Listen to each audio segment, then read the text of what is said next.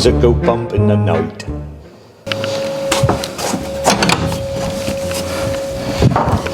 Hi there, my name is Mark Taylor. I'm commonly known as Hooker around the estate. I've been employed around the estate now for 17 years, or in the house for 17 years. Before this, I was at sea for 22 years, so I never believed in anything like what I'm now about to say, because, like I say, I'd never believed in it until I started work here. And I'd been in the house for about 3 months when the first thing that happened to me is I was touched. Just where I'm standing now is where I had my very first experience in the house, and this is where I got touched on the back of the head and pushed down, and when I spun round there was no one there.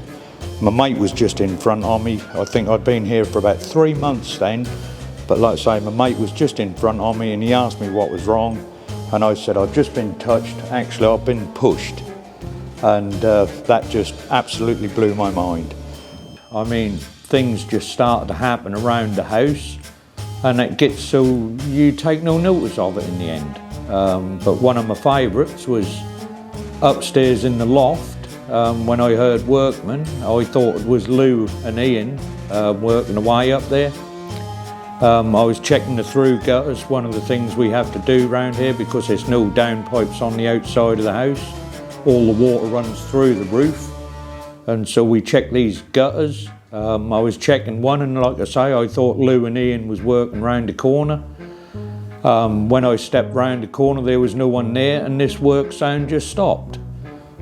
Stepped back. As soon as I stepped back away from the door, it started again. This sort of thing don't worry me at all. So I went through, I checked the gutter, walked down the other end of the room or the corridor. Soon as I turned the corner again, that sounded as though workmen were back in there doing the jobs. Couldn't make out what they were saying. You just heard like noises of tools and hammering and bits and pieces like that.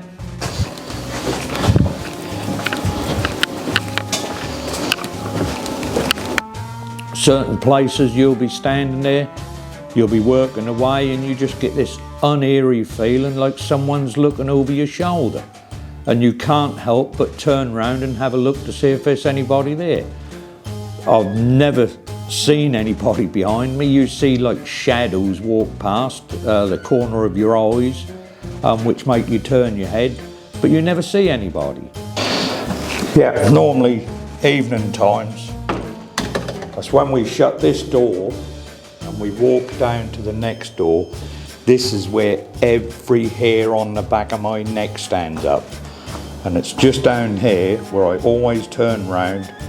The lights will be out, and I always look back up this way and ask if there's anybody there.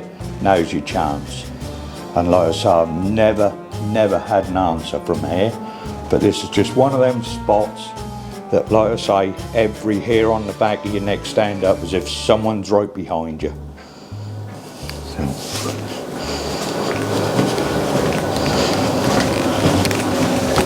I've only ever seen one shape, as I could say, walk up from the toilets into the marble hall just as I was opening up the shutters in the morning. I thought that was got to be part of a film crew who were here that particular day.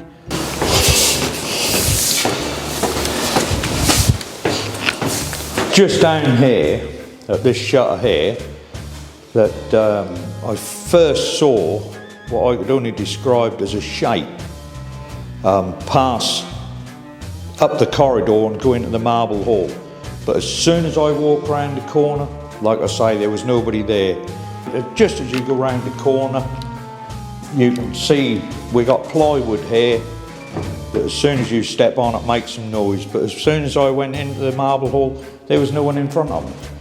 And for someone to move that quick and get away is virtually impossible because I was less than 4 or 5 seconds behind them.